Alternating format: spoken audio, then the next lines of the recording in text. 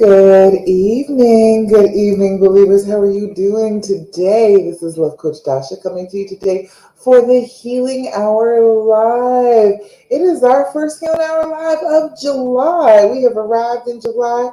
It is summer. It is hot outside. We got it smoky. Everything is going on right about now. But we are today going to talk about getting on the healing path after infidelity. Hello over there, Walt on Instagram. I see you. Hello. We are going to talk about getting on the healing path after infidelity. You've been cheated on. You have been cheated on by the person that you believed would not cheat on you, and you want to work it out.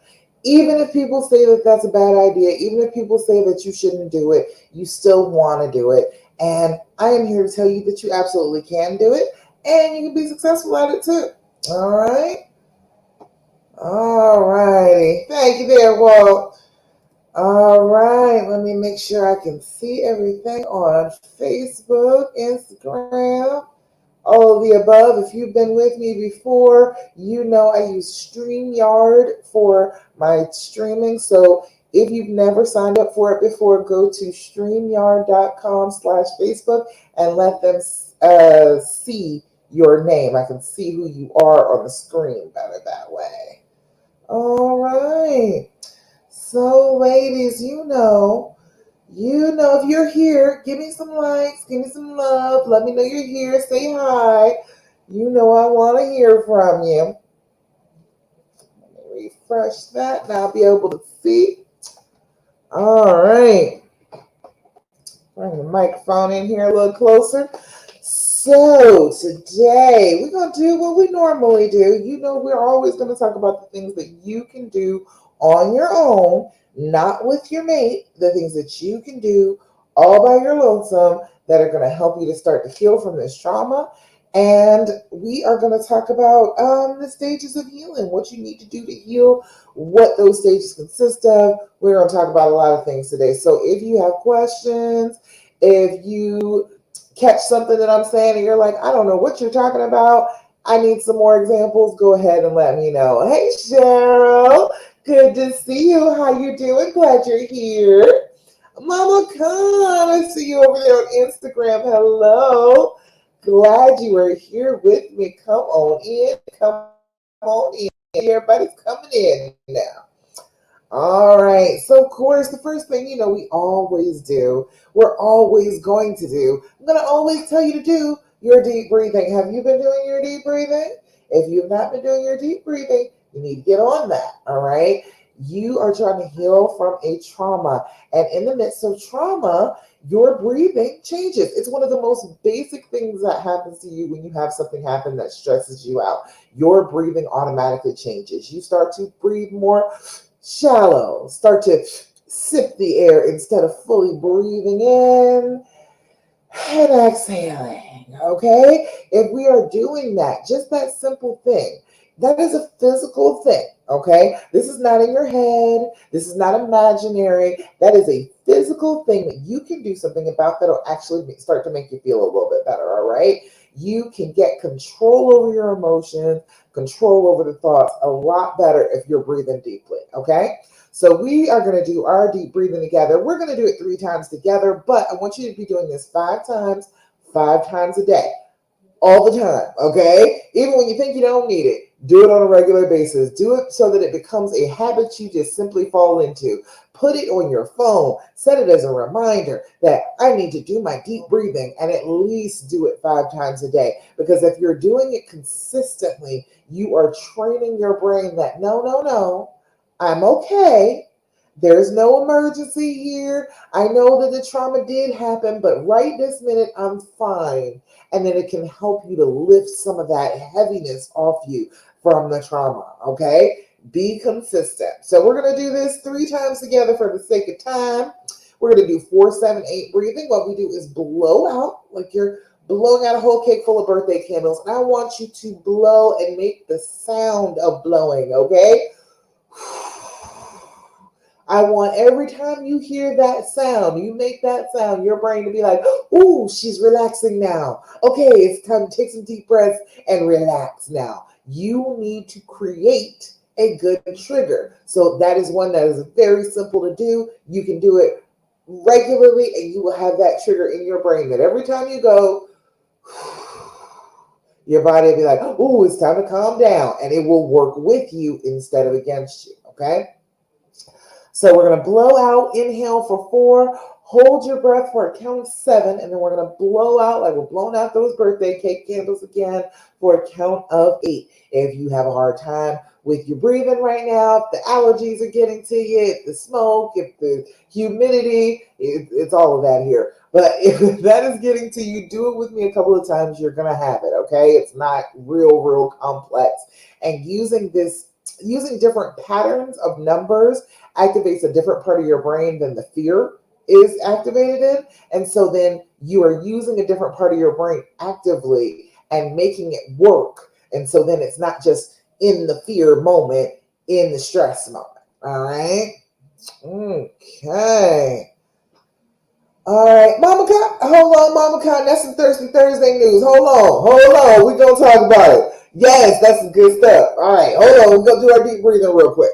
All right, so we're gonna blow out, inhale for 4, hold for 7, blow out for 8. Okay. First things first, blow out.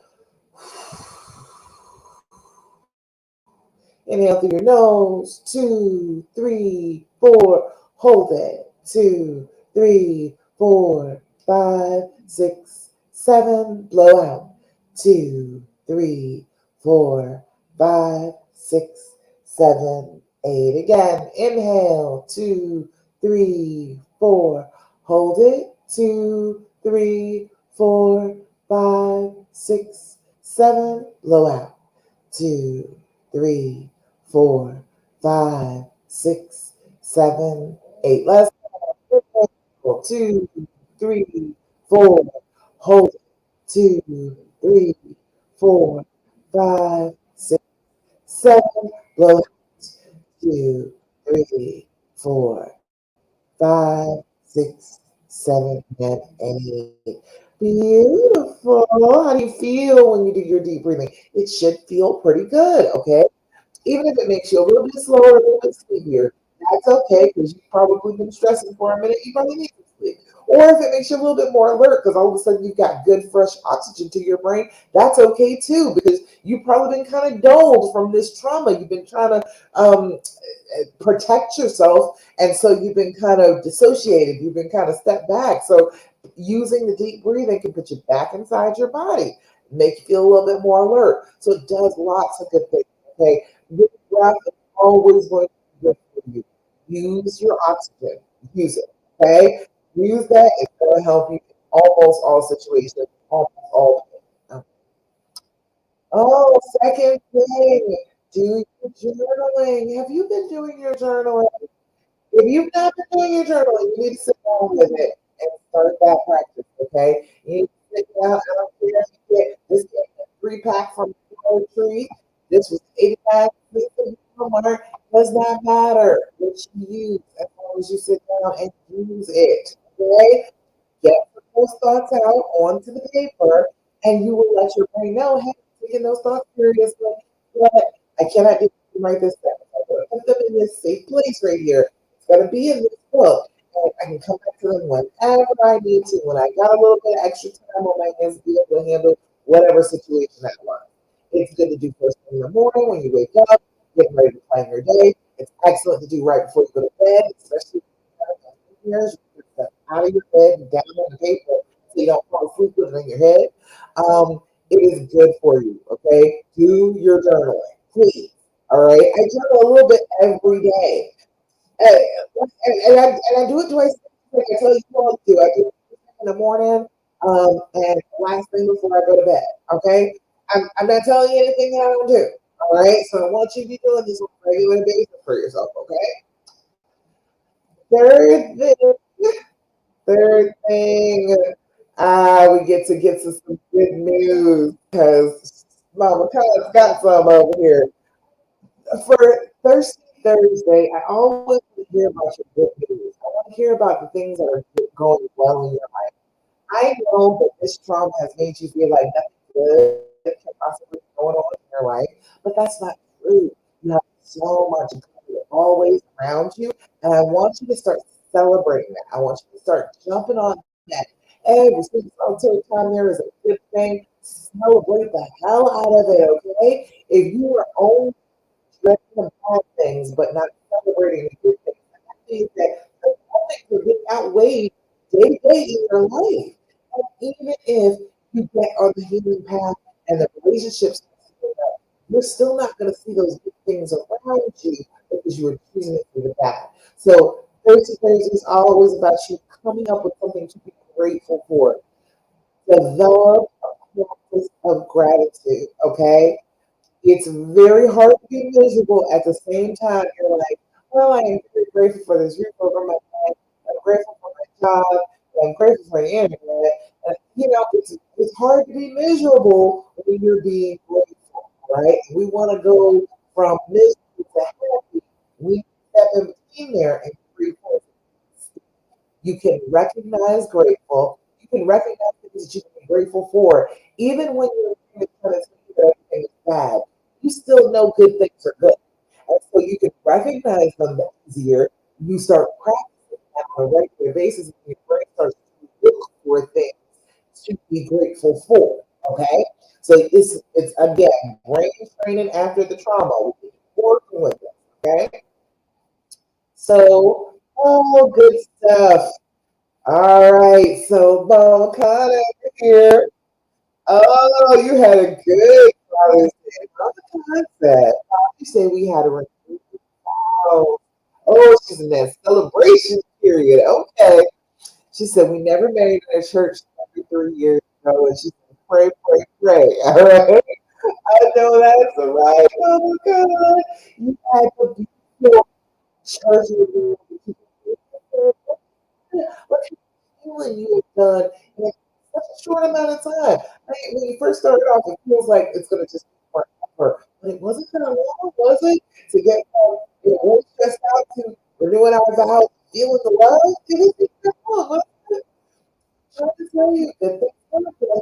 You just got to be paying attention to them. You got to be looking for them. You got to be seeking out actively. Because the more you seek out good things from your brain, the more your brain tries to help you and give you good things. All right. You said 1 year, April 30th, and it is July, and look how far you came. Look how far you came in a year and a half. Beautiful. I love it. I love every bit of it. It gives me goosebumps. I love to hear about it. And for everybody, I always want to hear every good thing that you have going on. Want to remind you that these people celebrate and be happy about the milestones that you accomplished. Oh God, I'm so proud of you. It was beautiful. I know it was beautiful. Were you crying? I know it was. Oh, I love it. Tell me all about it. All right, let's see. Who else? Ooh, Selena. Selena says, my husband just texted me something very naughty and funny, and I'm trying not to bust out laughing at work. It's so fun to have these little flirty or dirty exchanges with me. Oh, I love it. This Selena, I was just saying, Selena, I see you over there on Instagram, girl. I was just reading your Thirsty Thursday about him texting you naughty and funny things at work. Isn't it good when you have that like that communication is easier? It flows back and forth. You can be flirty, you can be kind to each other, you can be nice, and it's not always on edge, not always, oh, if I send this, is she going to get offended? Is she going to say something? Fact that she's upset about that happened in the past. Oh, but it's so good to get those texts. I got one of those. Was that yesterday? Text me, such a great day, call me beautiful, and I was like, oh, no, it's so great, Selena, and I'm excited for you. That's happening for you in a pretty short amount of time. Just like I was saying, oh my God, it doesn't even take long. Let's start now. You just gotta start. That's all. If you could just start, if you could just take a few steps, you'll get there. And then all of a sudden it's like, oh my God, I was right. This is my person, this is the person that I want to be with for the rest of my life. It's proved I am exactly at exactly the right time. Kind of know that's how you were feeling. You said yes, both of us were out for tears, right? We get to that point. We got phases. Okay, we got that devastation phase, where we just a pile on the floor. We've got the regulation phase where okay, we fell into the floor and then all our marbles fell everywhere. So now we got to sit there and try and gather up all our marbles. That's the regulation phase. Then we've got the recreation phase. Recreate the relationship, make it better, work on it. Not saying that it just didn't exist before, but saying that okay, there are things we can improve here that we can do for each other that we can give to one another. Love. All right. And there's the celebration phase where you are in the celebration. Hey, we are after being it was a bad time in our marriage, but you know what? All stories have some bad conflict. And this was just one of ours. And okay, we get to put the conflict down until the next conflict in the story. And of course, there's always a conflict in the story, but that's not the point. The point is to have your to do all the conflicts with. That's the good part about it. You're gonna have the conflicts no matter what. If you're all by yourself, you're still gonna have conflict. But if you with your go through conflict. Now it's grand adventure. Now we are epic heroes and heroines on our journey in, in story. So it's a beautiful thing you get to do with your baby. The last thing is the inspiration phase.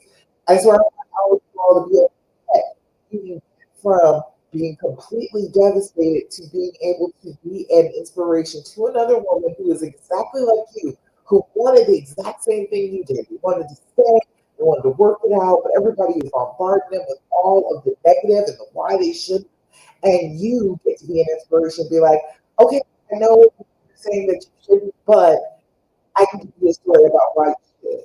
Even though, everybody else is trying to convince you that you're wrong, I'm going to say that you're right. Do you know how fun it is to do that? It's fun for me to be able to do that, okay?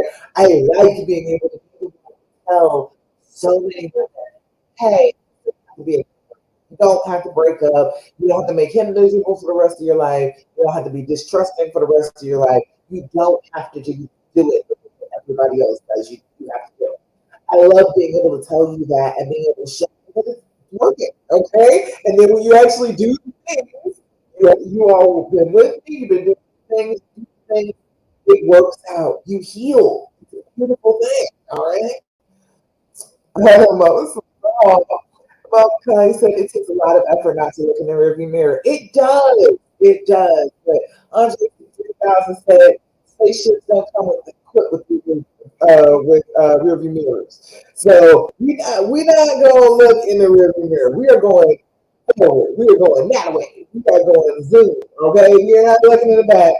We're gonna crash into something looking in the rearview mirror. Okay. It's good when you go forward because it's like you can't change anything in the past. You could look in the rearview mirror if you really, really, really want to, but it doesn't give you anything positive. It doesn't send you further on your way. It ends up tripping you up and making you feel like, oh, did I do something wrong? And then your life is going the opposite. Your life is going, oh, I'm not good. So you have to decide that I am more concerned with the road in front of me than the road behind me. That is nothing I can do about it. And I the only thing I can change is what lies in front of me. Okay? Selfish. So recently, I was looking at portraits that look like his ex, behind my back for 4 years or more. It's really been making me say, we look alike, and most of the time when he looks at it, is always looking at women that look like me and advice. Chelsea, my first thing is stop looking at what he's looking at. That's my first bit of advice. As seriously as I can give it to you. Don't do that. Why are you worried about sex? They look at porn sometimes. And the fact is, they would not pick a woman who looks like you to look at. He can look at you if he wants to look at a woman who looks like you. Okay? If they're looking at porn, they're looking because that's a different looking woman. That's something with imagination, something for the eye. So when the fantasy is playing out, you can have some input. like the ex. It's about the fact that you look like you. Okay? I know it's weird. It's a guy thing, okay? It's a dude thing that they do, but they're always looking to new look. That's what they like. They like to look at things that are feminine and pretty in all shapes and sizes. They're not as discriminating as we are. So they like all types of sizes and looks and hair colors and all of that. They look different. They enjoy different. Different is stimulating. Different stimulates more testosterone in their system. That's the only reason he's looking at somebody any different. So, my best advice for you is don't worry about him looking at that. If you two are having good sex, don't worry about him being able to do a little self care and masturbate. Okay, I feel like everybody should be able to do a little bit of self care. Okay, I feel like we all have to be in contact with our own bodies, to know our own bodies, to experience pleasure in our own bodies. We should be able to do that for ourselves. That should be some self care, and people need aids for that sometimes. People need a little bit of inspiration. So, I get what you're saying. I understand that it annoys you. I understand that it hits something feel insecure, but it's it's just stimulating his imagination, not about the act at all. Okay? Does that make sense? Uh, okay, that question is on. All right, I guess you didn't want to talk about that anymore. All right, so last thing that we always talk about is don't ask him questions, okay? Don't protect yourself. I don't want you to do it. I don't want you to do it. It's not fun. It's not good for anybody. It's not going to help you heal. I know your brain, I need to know all of the answers to these questions to be able to heal. Your brain is lying to you. Okay? It is not true that you need all of those details to be able to heal. As a matter of fact, I have found that if I can catch people, like when I'm able to catch a couple, like right after D-Day, right after it's been found out, and prevent them from having all those questions, from talking about all those details so soon in the midst of the trauma, it makes them heal faster. If you start talking about that right from the very beginning, when you are hurting, broken, when your heart is all broken open, when you start trying to add in all of those details, you're going to hurt yourself more. You're not going to feel like you should be forgiving because you have rubbed all that salt in the wound and opened it up wide. So as much as you can possibly help it, stop asking questions about what happened. Okay? Stop asking questions about why, who she was, where you had sex, what positions it was, like did you kiss her, did you love her? None of that is useful for you, okay? You are in a relationship with somebody and you are trying to stay in this relationship. So finding out all that information is just going to make it harder for you to do that. And if you look at them differently, even though they are just a person, and this is actually a very normal human behavior. It's one of those average things that we do. We cheat.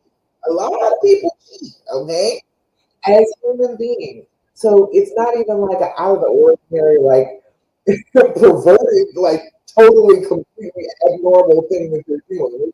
It's a thing that a lot of people do, all right? And you finding out all of these details does not help you in the least, okay? It just makes you feel worse. Whatever is so wrong inside of their own head, you thought this was a good idea, you're not going to. It's going to be just as painful for you as it was for them to make that decision. So instead of that, all right, if you can help it, stop with all questions. If you can do that for a little while, please. It's a good exercise for your brain not to ask any questions. Because your brain will kind of veer off and start asking basic questions and then veer off into talking about the affair very quickly if you allow it to start asking questions. But if you can stop yourself from asking a question, even as basic as "How are you today?" All right, instead of "How are you today?" I hope you're doing really well today. I hope you're having a great day today. Instead of the question, make it a statement. That in and of itself builds new pathways inside of your brain. Instead of just going to the automatic of, here, let me ask this question so I can get this information, instead of interrogating them, make statements, talk to them instead of questioning them. And it works really, really well. All right. And it makes it so that you are building up these new pathways. You don't automatically go down the affair path every single solitary time you talk to them. And it helps your brain to shake off the effects of that um, trauma response. All right. So that being said, all right. If you just dying to ask some questions, if your brain is itching, and I know how that feels, your brain will be itching to ask these questions. I know, I get it, I understand. All right. So instead of those questions, try these. All right. It's the and. All right. That's all it is. The and. And it is the healing edition deck. It's from the Skin Deep. You will find these on Amazon. Really simple. The and in the search it pops right up to their store. These are way better questions to ask. Okay, these are much more healing questions if you really gotta ask the question. So you can shuffle these up and deal out like three. You don't need a whole bunch. Yeah, three is plenty for a whole conversation. All right, if you don't just try and rush through it, if you try and delve into it and talk about it, get some details going, you can have a whole conversation off of three of these that will last at least an hour. So I'll give you three of these instead of the ones that you've been asking. All right. This one says, what value we share? How does that shape our relationship? That's a good question. What is a value we share, and how does that shape our relationship? I don't know if you can. What's a value we share, and how does that shape our relationship? And here, what is the value we share, and how does it shape our relationship? Right? It works. Much better question, right? A much better question. Wouldn't you want to know this answer than any other detail about the affair? Wouldn't you want to know about your values, the things you share, the good things between you rather than bad things? Next one is, how does jealousy affect our relationship? And what can we do about it? Hey, look, some of these are a little tender. A little looking hard at the top of it. That's going to be one of those ones that's a little tender when you ask the question, but how does jealousy affect our relationship? And what can we do about it? And then one more. Why do you think I'm here? Ooh, that. Why do you think I'm here? Why do you think why do you think I'm here? Ask about that. That's a good question. So aren't those better questions? I really think it's something better. Okay? I really give you something that works instead of something that is tough, that is a problem. All right. So, okay, sis, let me get back answering questions here. Chelsea said, you also I said to me all week long, and not even here to have sex with me at all, but the minute he looks at porn pics, then he's ready to go. Is he turned on by me at all? And what is it? All right. Don't send him anything naked.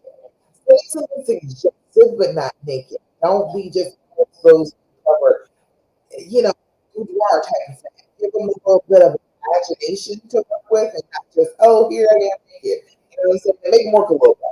Mentally. They like that. But the thing is, okay, when you have porn and want to masturbate, I can, okay, a lot of women, now maybe not you, but a lot of women I was spoken to, I just saw somebody posted the refrigerator in the group. So a lot of people do want to have time to themselves and be able to just go ahead and masturbate and get the work to.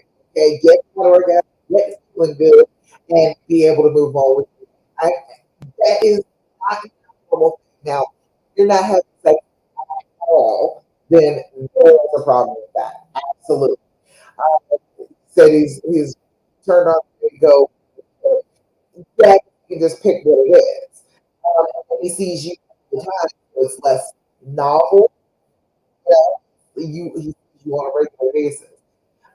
So he is turned on by you. You're home, but the thing about that is, this is a weird thing.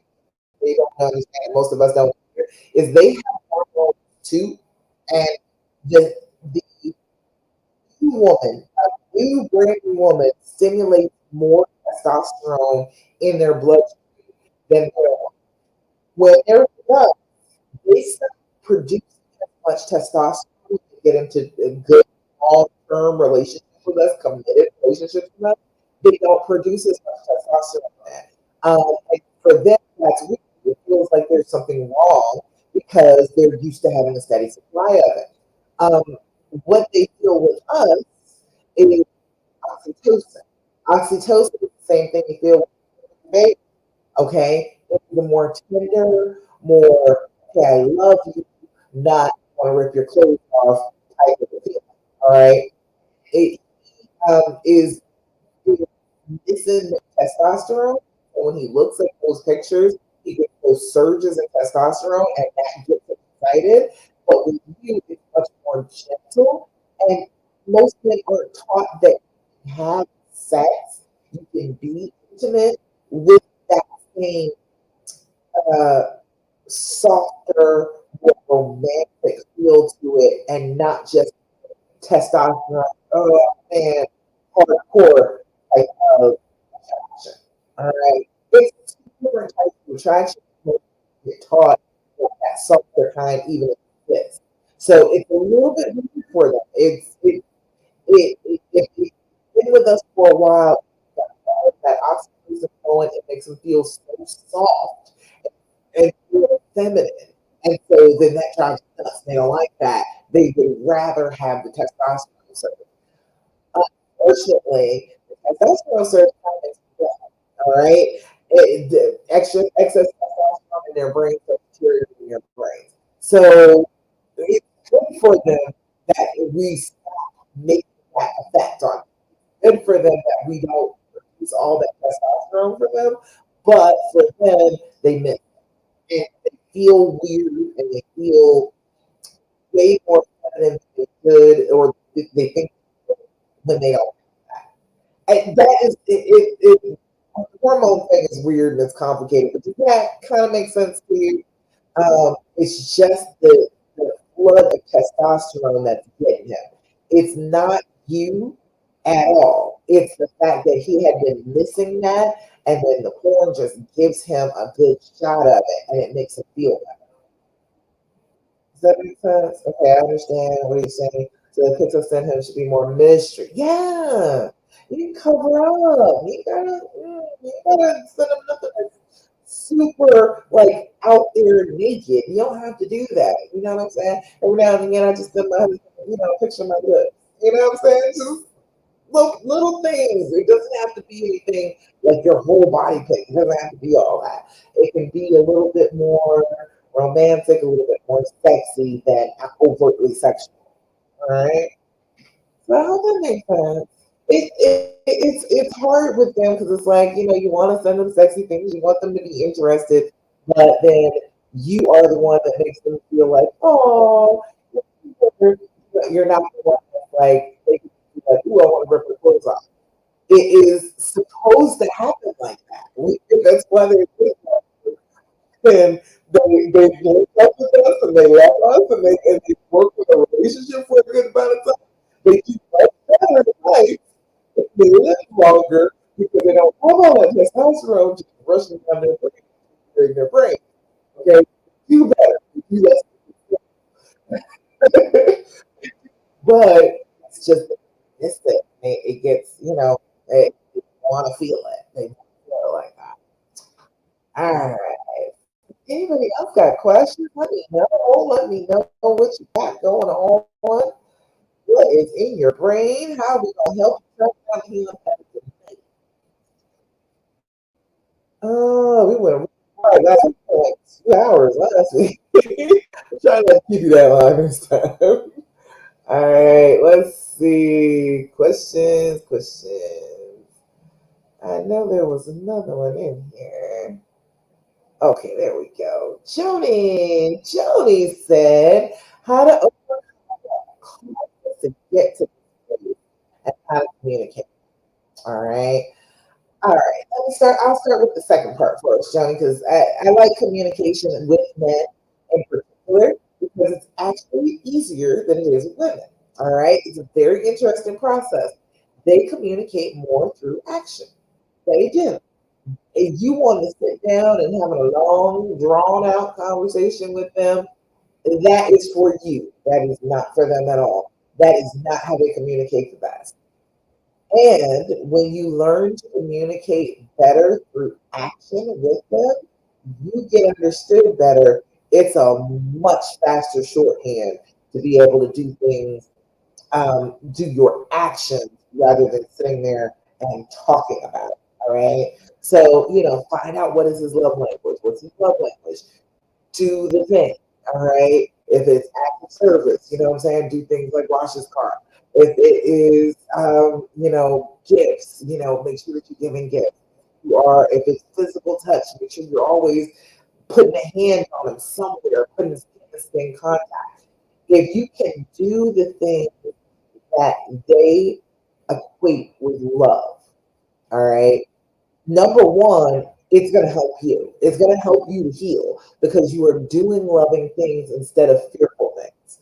The fear and the pain will want you to do fearful things, want you to back away, want you to not give, not be as open, not be as vulnerable. And that is bad for communication.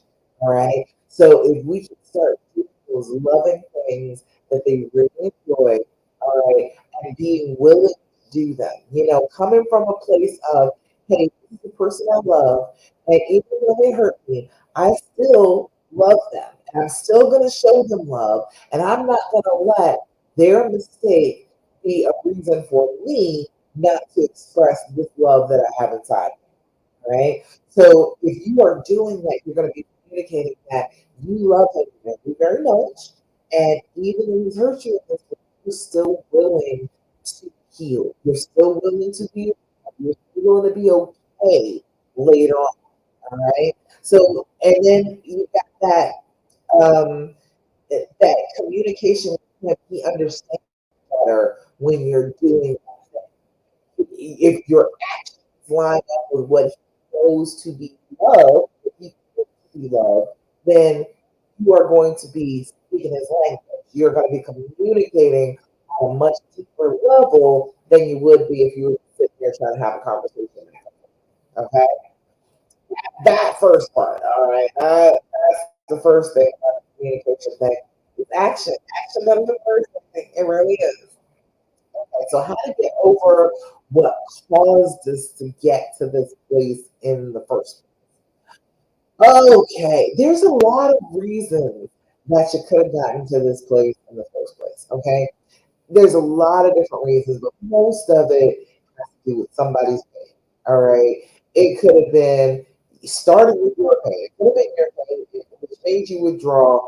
You could have had past trauma or whatever, and just weren't feeling, like you should be open and vulnerable in this relationship. You pulled back, all right, and they felt that they grieved over that. It could have been that, or it could have been something going on with them. They got trauma in their past. They got their own issues, and so they didn't know how to love you as best as they could. The whole point of this, and every conflict I have in a relationship with love is going to be the fact that we are human beings and we are going to make mistakes. Okay, but the whole point of that is to learn.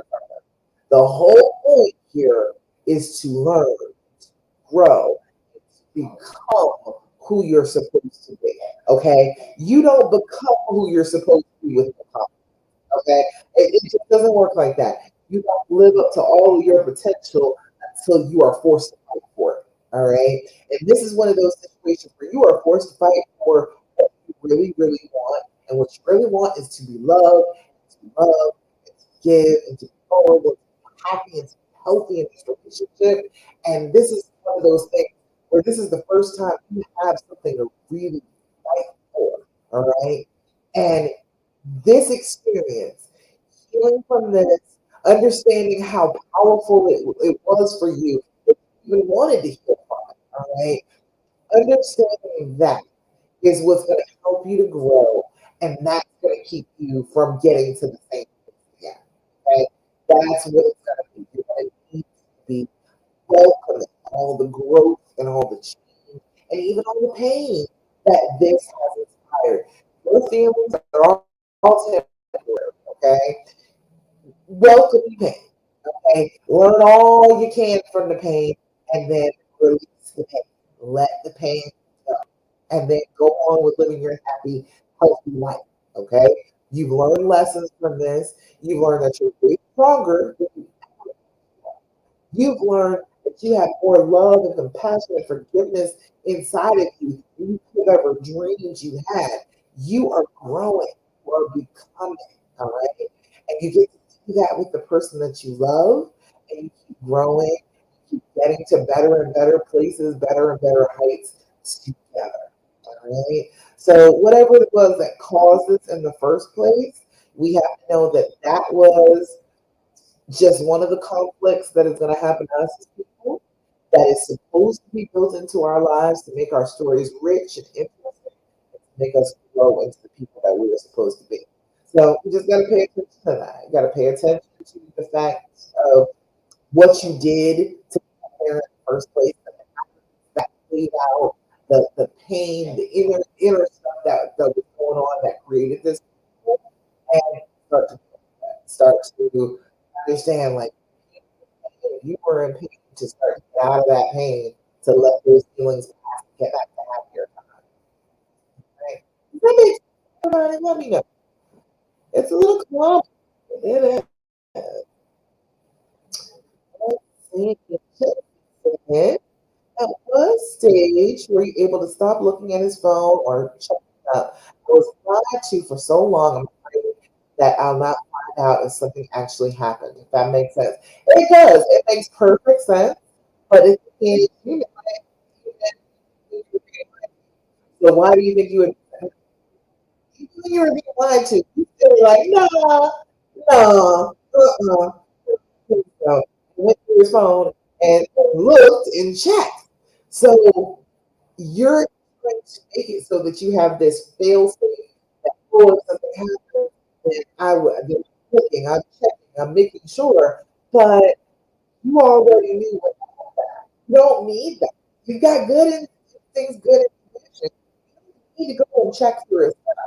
The problem with checking up on him, looking through his phone, is that it becomes an addiction. All right. Everybody that has an addiction usually starts off with a pain. It's some pain that drug dulls the pain. Okay. What is happening right now, you're in pain and you feel like that drug can dull the pain. But does it really? Because that's how everybody gets hooked on drugs. Chase that first feeling, that first time you check your photos, oh, there's nothing here. You chase that feeling. And so you end up looking at his phone, and it ends up driving you up the wall because you're like, maybe he's still hiding something. Even I might be missing it, even though I'm looking through everything he's got, and I'm reading his messages, and I'm in his phone, and I'm in his business. I still might be missing it. It becomes addiction. So I say don't do it. I say stop doing it. At this stage that I was able to stop doing it, okay, I had a little bit of a different situation though, because this was the cause of this is my husband had mental illness. So the bipolar disorder, I had to, I had recognized him starting to chat with women online, reaching out to people, being a little appropriate, that was a sign of mental disorder. That was a sign of his bipolar disorder. Coming to the surface, he started to have a manic episode. So I had to look for a while. I probably stopped looking altogether. I actually think it may have posted in this group like the last time I looked. It may have been like 4 years ago, 5 years ago, that I just completely stopped looking. but only I wasn't looking to see if he was cheating. I was looking to see how his mental state was. I can tell from what he's saying to other people, like if he is not okay mentally. That was what I was looking for. It wasn't his action. I wasn't thinking that he was cheating. It was the fact that he will start to talk to people a little bit more freely. He'll start his tongue gets looser when he starts to get a little manic, and so I had to start checking. He now, last 7 years, he's let me just have his phone. He leaves it everywhere. He's like, if you want to look, if you want to check it, he's like, I know that, I get a little man sometimes and I will go off and I will do stupid stuff. So go ahead, you can check my phone if you want to. And because he does that, I don't like ever check it out. But it's, um, you have to make up your mind about checking.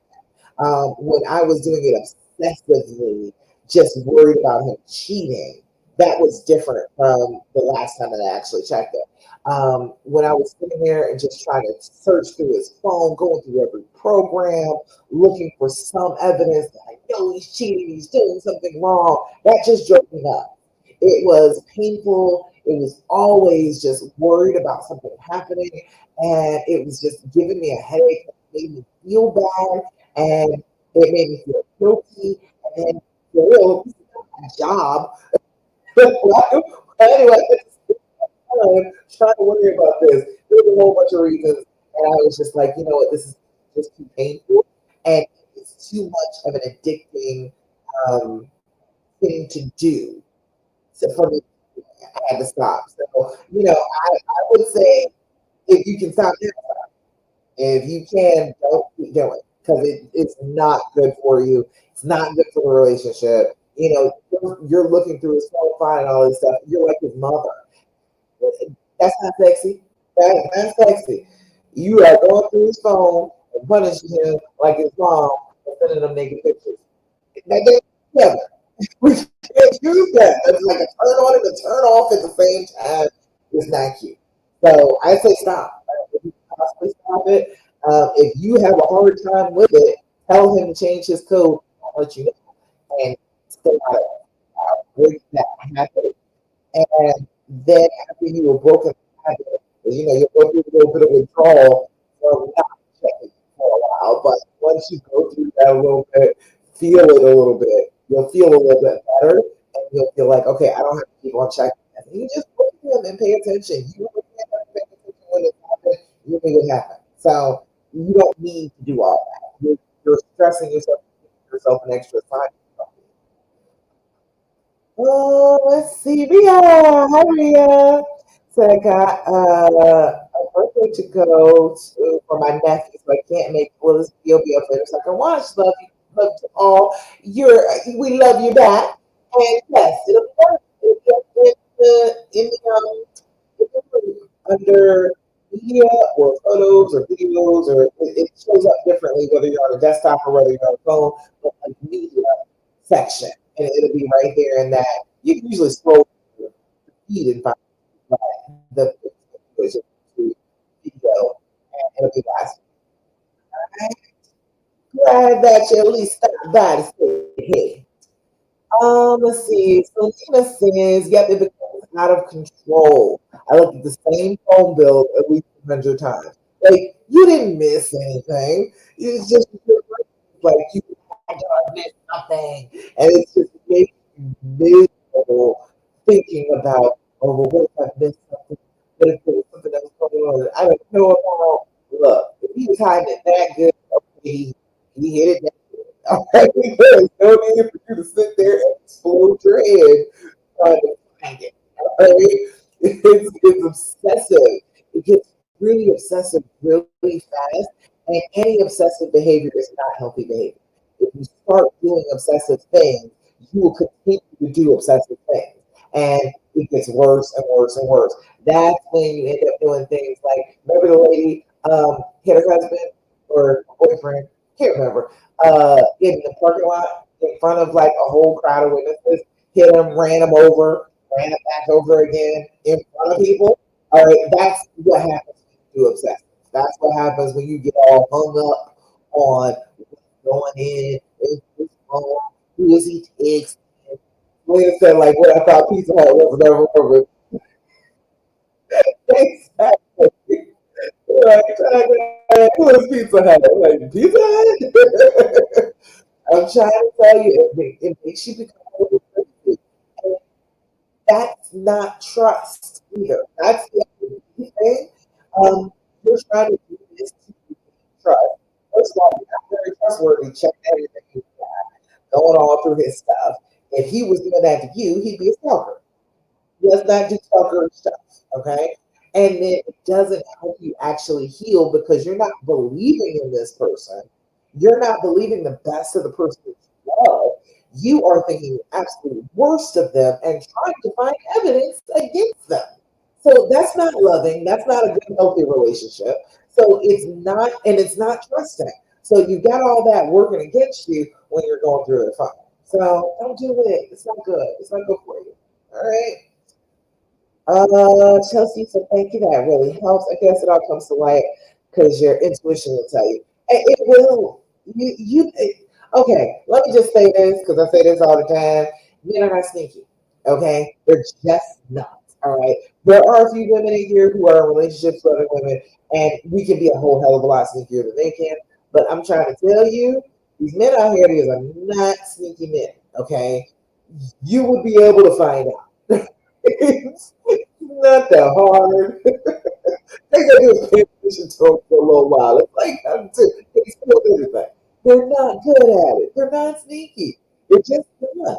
It's not part of the way that they are built. They're not hiding well. Okay, so you're gonna know. You don't need to go on through his phone to be able to know, but he's doing something stupid. Okay. They start acting stupid right in front of you. You don't need it.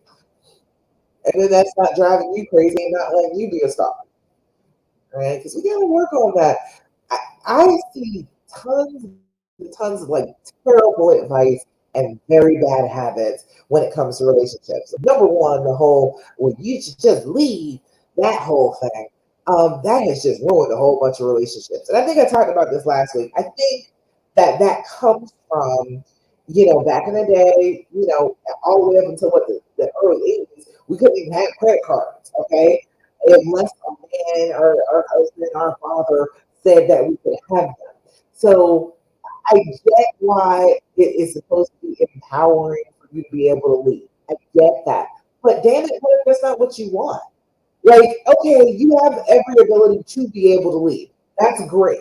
It is wonderful that we have those choices now. It is wonderful that it's not quite as dangerous as it used to be for us to lead. Okay, I get that. But what if you don't want to?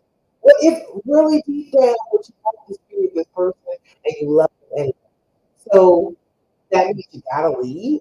I mean, even though it would hurt you, even though it's not what you want, you still got to do it. I don't like that. I want us to have choices. And this is a huge choice. And just because he did something stupid doesn't take your choice away. And I don't want us feeling like, oh, well, everybody says that I have to just leave, so that's what I have to do. Oh, damn that. No, we're not just listening to everybody. Okay? We're doing what we want to do with our lives. Okay? Johnny! Johnny, I missed you last night. Johnny said, my friends was for a year. And honest, when I found out it didn't really happen, I was surprised because I never expected it. I didn't see it at all. So I think that's what hurts more. Well, sometimes they can't hide stuff. They can. But a lot of the time, when we're like paying attention, they can. Hey, sometimes they're really good. Sometimes they got some talent at it. Especially when you feel like, oh, I'm gonna ruin my whole life with this if I don't hide it well. They do a little bit better, but they're not terribly good. They're just not. Chelsea saying here, mine was for 4 years. I was completely floored. I felt pretty down. I trust them. Oh, you miss me too. I try and help. You said help more. I help y'all more than I know. I'm really trying to help. I want y'all to be feeling better. I want you all to feel a little bit like better or more stable ground. Right? Mama kind of said, how I hit it for 60 years. Exit door at on the road. I, I can't remember. I got so many stories in my head. But when he went on the road, he went home, was he? Let me know. Oh, let's see. It's hard when they are a little talented at hiding things, but like now, you have exactly what happened when you did that, and you know all of the behaviors, and you have studied that file in your brain. Your is your brain is designed for that. It is designed to seek pleasure and avoid pain. Because this is such a painful thing. Anything that kind of sort of looked like what he was doing in the time that he was doing this is not going to fly by you again. It's going to be very pronounced to you, very prominent. You're going to be like, hey, I remember, I remember he did this back when he was cheating. Hold on. It's not going to let you just not do it. It's not. Body basement. I didn't I didn't guess before, but I would guess now. You know what? I think that's what happens to all of us. It's that whole that's Prince shining armor. He wouldn't do that. You know, he would love that. But none of us are really above it. We are all prone to do things. We are human beings. We're prone to dump.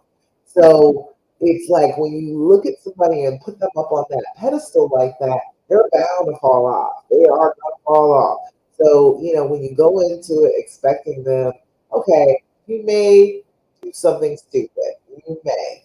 But I believe in you. I believe that you're going to fix it if you do. That's the person that you link up with and stay together with. Mama concept won't even dance in public, but able to visit prostitutes. Oh, Jesus. I'm trying to tell you, man. You know, our thoughts jumble these arbitrary rules in our head that determine how we act, and then they don't make sense to other people, but they make sense to us. So for him, that probably made sense. He was like, "Oh yes, the prostitutes are fine, but oh, dancing in public, that's the devil." Like it's weird how we do it. People do that all the time. People make up so many arbitrary rules for what they want their life to be like, what they think it should be like. And honestly, I just say go for the things that make you happy. Don't make up a whole bunch of rules that you might end up breaking in the first place. I know a lot of people try and make the rules so that they have some guidelines so that they don't do the stupid, but a lot of people do the stupid. Chelsea treated me horribly during when this whole thing was going on. Constant put downs. It was bad. It's a night and day difference now. See, exactly. You wouldn't be able to miss it. You would not be able to miss it. You would not be able to miss him suddenly because that's what it was. He was feeling guilty and taking that guilt out on you when he was the one that was doing the wrong thing.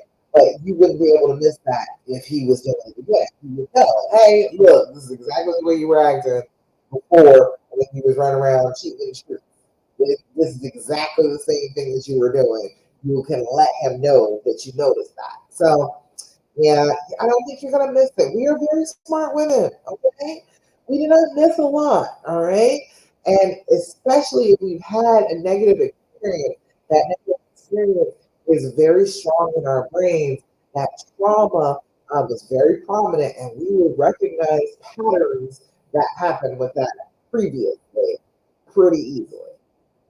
All right. I know we all feel dumb when they do it, but I'm like, it is such a common thing. It is so common. It's like we feel so bad about it, but it's just so damn normal. So it's basic, is what it is. I think that's the part that pisses us off. It's some basic stuff to do. This whole cheat thing, like, hell, can you do anything any more basic than that? What thing? You know what I mean? It's one of those things where you just got to recognize that you're not. anyway stupid. You're not dumb. You're not naive. It is just the people capable of doing the wrong thing. Just maybe. Is it pretty common for them to lash out when they're feeling guilty for doing that? Yeah. You get the ones that feel really guilty and they lash out and they, make it be about you. And then you get the ones that are super nice and do nice stuff. Like my husband, he was telling me that the other day. He was thinking about flowers. Buy you flowers. I was talking to somebody else. And he was like, I want to buy you flowers, but now I'm nervous about buying you flowers. So yeah, it can be both sides of the spectrum. It can be, oh, I want to do nicer things for you because doing it wrong behind your back, or I'm doing it wrong behind your back. Feel bad about it. But, so, a lot of times, the both sides of that spectrum. Oh, let's see. Got any other questions, comments, thoughts, complaints, anything else going on? Any other questions you want me to answer? I give you a little piece of the dreams for you before we go. And we're going to start all over because the last time we talked about this was before the last challenge. So, give you a little bit of what the dreams formula is. The dreams formula for me was figuring out all the things that everybody was telling me that were supposed to help but did not help. All right. The things they kept saying to me, and oh, gotta do it this way, or else you'll never heal. That stuff. I came to find out all of that was crap. I came to find out most of the things, most people don't know what they're talking about. Most people have never actually healed from it. They are so happy about it. They actually have to let it go. All of the things that they were telling me to do were not working. And so I came up with my own thing. I found what worked. I did the opposite of what they were telling me to do, and then it worked. So the first thing for the dreams formula is DREAMS. It's got 6 stages to it, okay? We've got the D, which is the decision. That's how I see about that today. We got R, which is recognizing and overcoming fear speech. We've got E, which is evaluating the why. Why did this happen? A, we're allowing the healing to happen. And we have for managing those future plans, and then S for seeking support. That was the basic. That was right. Starting from the very beginning, starting from the decision. Right. What I was getting advice saying was he has to do X, Y, and Z, and then you'll be able to heal. And that pissed me off. I don't like that. I feel like these are my feelings as my heart. I should not have to wait for him to do anything for me to start healing. I didn't like that. I kept on trying to make it happen. I kept trying to talk to him about it, tell him, here, you're supposed to do this, that, and the third thing. And he was being difficult. He wasn't doing it. Now I know he wasn't in his right mind at the time, but he wasn't willing. He wasn't willing to do it. And I could not keep waiting for him to make the decision. Because that was what it was. It was making the decision that we were going to work out. All right. A lot of people will feel like because he did this, well, that means he doesn't want to, he doesn't want me, this relationship is just over. And that's not usually what it is. That is very, very rare. Years that I've been coaching couples, working with laser focus on this particular topic, it's not usually that. It's not usually, oh, I don't want to do it anymore. I don't want to do it anymore. It's usually not that. It's usually I'm in some kind of pain. I wanted to do something that would make me feel better. I was chasing the track. I was trying to get that high. All right. That is usually the reason why this happened. It's usually not because he didn't want to. So you don't have to wait for him to just say, okay, no, I'm sorry, I don't want to be with you. I'm so sorry I put you through this. You're waiting for him to say that so that you can let go, so you can let go of him. Or you're waiting for him to say, no, no, no, baby, I love you so much. It was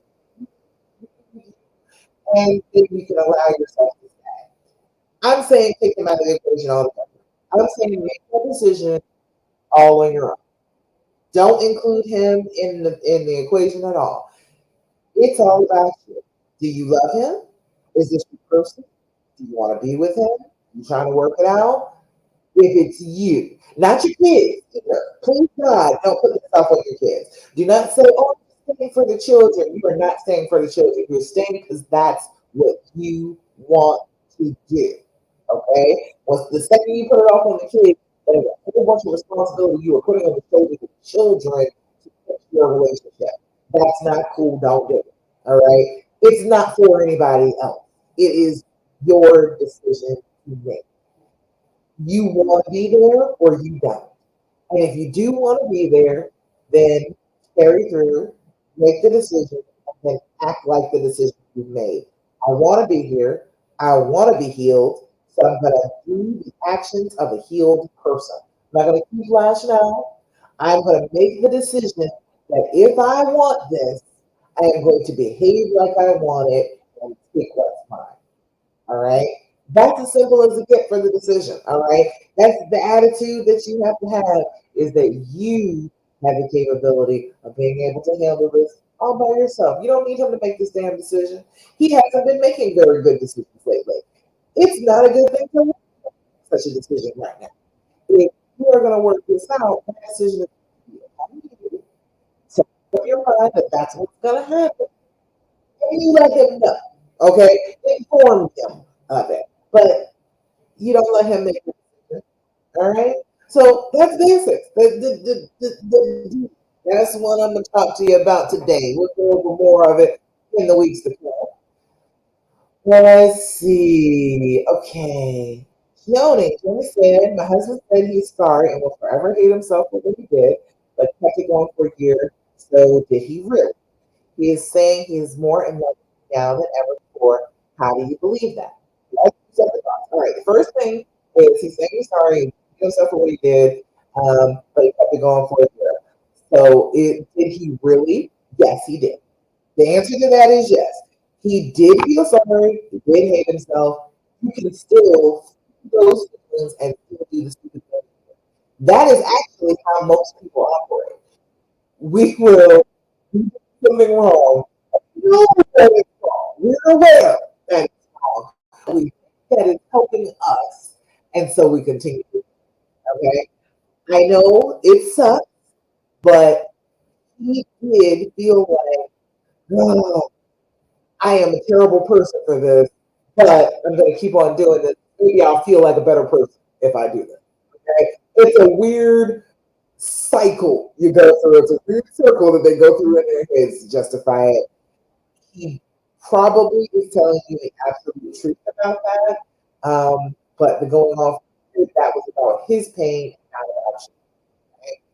And then he said he is saying he is more happy now than ever before. I believe that. He should be. Damn it, Johnny.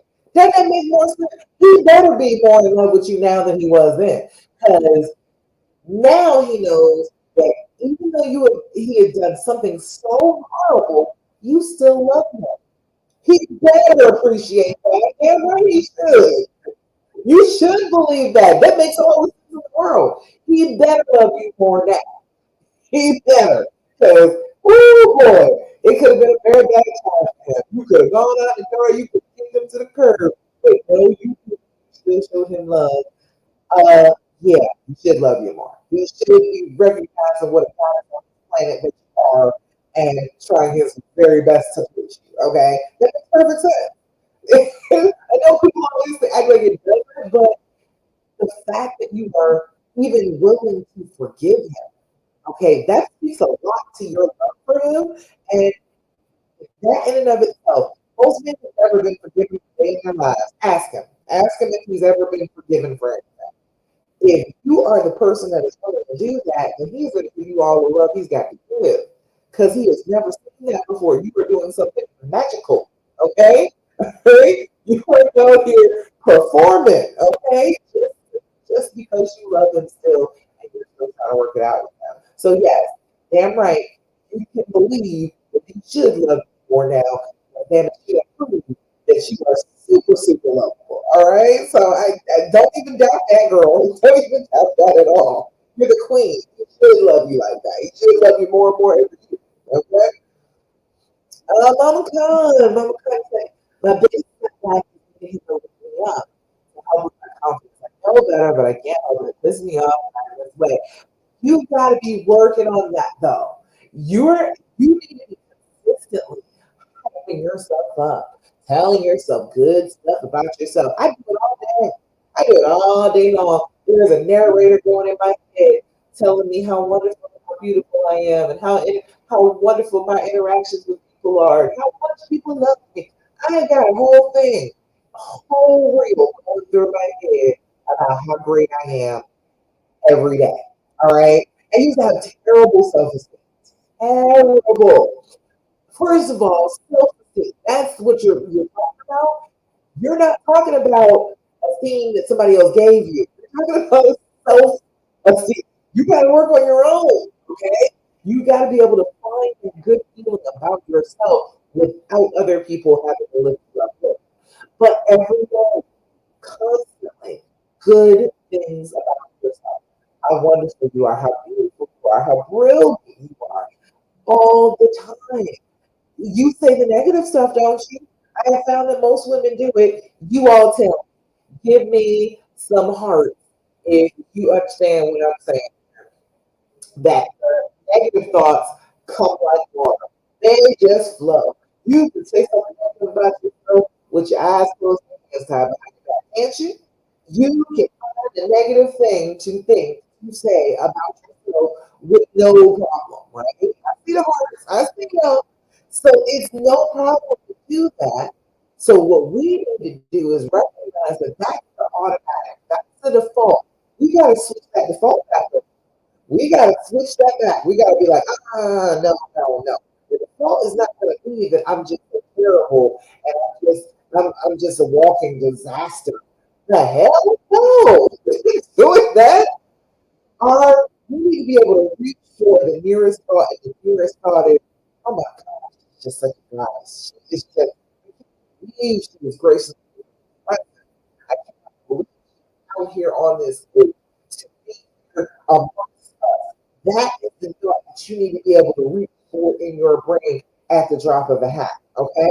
So this needs to be just constantly saying good things about yourself. How beautiful you are, how tall, how voluptuous. Okay? I am a big girl. I am 6 feet tall. I'm a big girl. Okay? And I have seen they have the and stuff that was the goddess and the ancient symbols of the goddess, and the goddess called is thick girl. And I'm like, that's me. That's me. That's what I was looking for when they made that. That's me. Right? And I'm constantly looking for things to reassure myself. My husband always tells me that I'm completed, okay?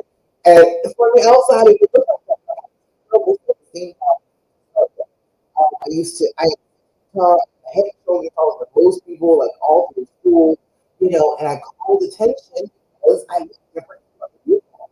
And so that was always a thing. Oh, I look different, and I stand out, and I'm so tall, and so awkward, and so this, so that. And that's why they're looking at me like that. And I realized that that is a micro skill, like assuming that you know what about you. That's called mind reading. You do not know what people thinking about you. So instead of doing that, okay, I'm making this up in my brain. What if I made up something good instead of something bad? What if I said every time they are loving today? They're waiting and being getting encouraged everywhere I go. They're applauding for me. They want to take pictures. There's a red carpet wherever I am. All right. And when I started thinking that, people started treating me differently. People that didn't speak to me before started speaking. People started waving. People started trying to interact with me because I had the glow of everywhere I go. I am famous. I am gorgeous. I am wonderful. Everybody wants to know me. And when I put that into my my aura, energy, tip my vibe, call it. When I did that, calls people wanted, people were like, oh, you're so wonderful. People started getting that feedback instead of me getting that. So I started doing that consistently every day, telling yourself how great you are. Because you are, okay? You are. And you might as well go ahead and be the one to tell yourself. You can't wait for other people. Don't be waiting for other people to tell you your greatness. That's not greatness. Mama Kanye said, old and wrinkly, C-section belly, and droopy boobs is all I think about. Funny, but not. But the thing is, okay, you're talking about the things that mark you as a vessel of life, death, okay? You're talking about the things that make you powerful. You're, yeah, yeah, C-section, that's where your child entered the world. You were straddling the line between life and death. And that is where your child came from. Okay. Yeah, because they stretch us out. Yes, they do. All right. The boob, because it had milk in them, because you were a vessel for life. Okay. You were fucking queen. You were out here doing the thing. You were being the most womanly that you could be. Have a baby. All right. And your body changed because of that. You experienced that with joy. You rub on that belly. Rub on it. Love on it, girl. Love it. Stand yourself in the mirror naked and just every single solitary part of you put your hands on you and say, I love you. I love you. You have been carrying me through this life. You are my vessel through this entire experience. I am so glad to have you. I am so in love with you. Look how beautiful you are. Look at all this skin that's stretched out to accommodate my baby. Thank you so much for that. Look at these boobs that have filled up and it got smaller. And filled up some more with the next baby. It got smaller again. Look at how amazingly made I am. That is a miracle that I could be a bridge between that side. That is amazing stuff. That's what you're talking about. You are talking about the mark of you being a spiritual conduit for a whole nother person. Okay? You are amazing. The fact that you have that extra skin and the imagery boobs is amazing because that's how you got them. You're honest, okay? Mind you, right? I call mine the creamy goodness. They droop, yes, they do. Okay, bras on. Just those good bras, right? You can get like a tug, you can get stuff done if you need to. But you need to love your body and every inch of skin on it before you start to put on it. Okay, that's how you end up with body dysmorphia. Not fully loving it first before you start, sprucing it up.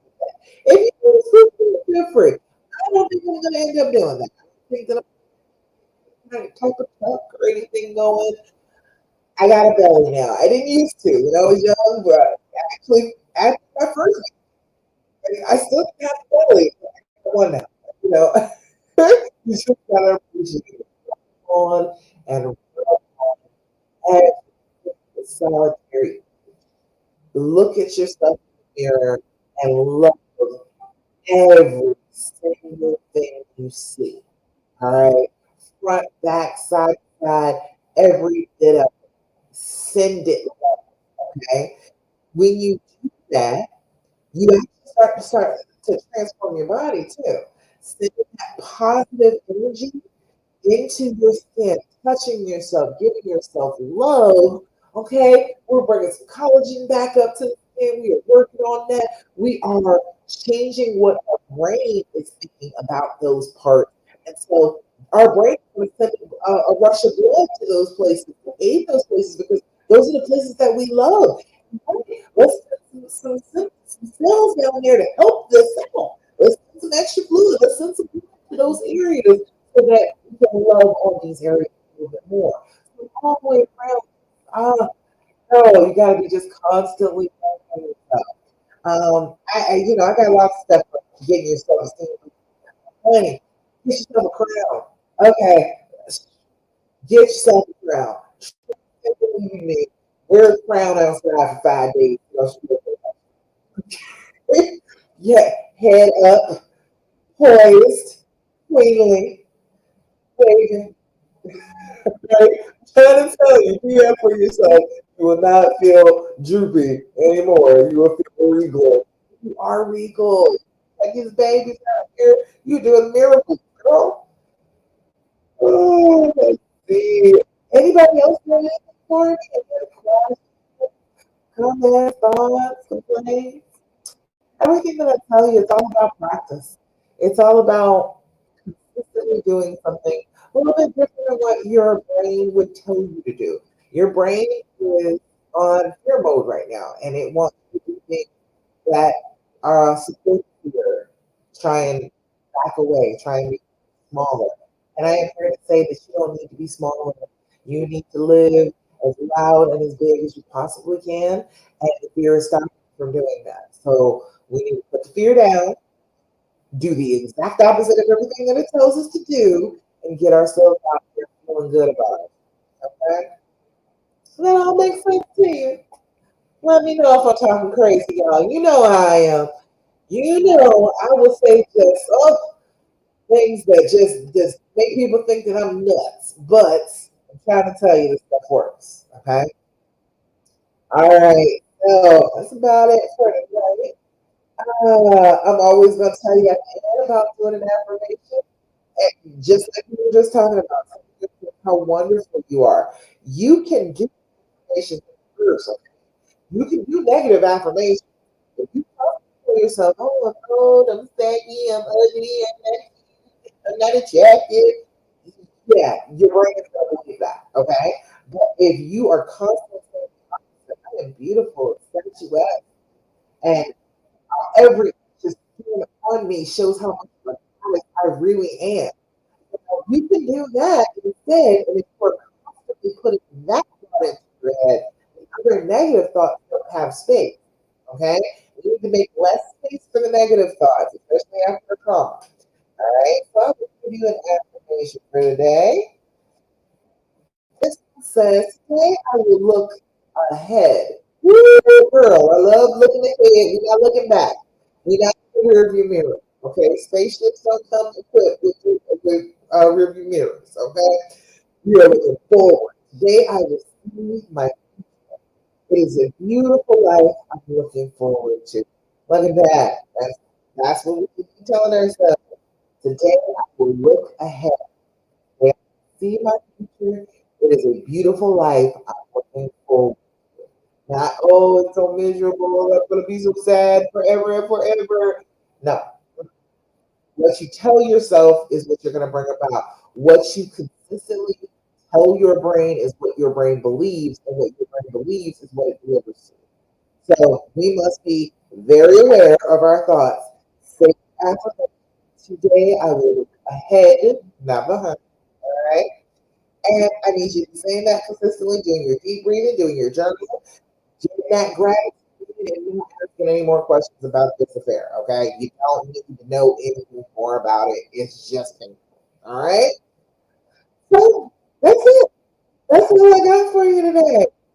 All right. Thank you so much for joining me for the Hour Live. I'm so grateful every time you all come and chit chat with me. That is a good one. That's a good affirmation, isn't it? I would look forward.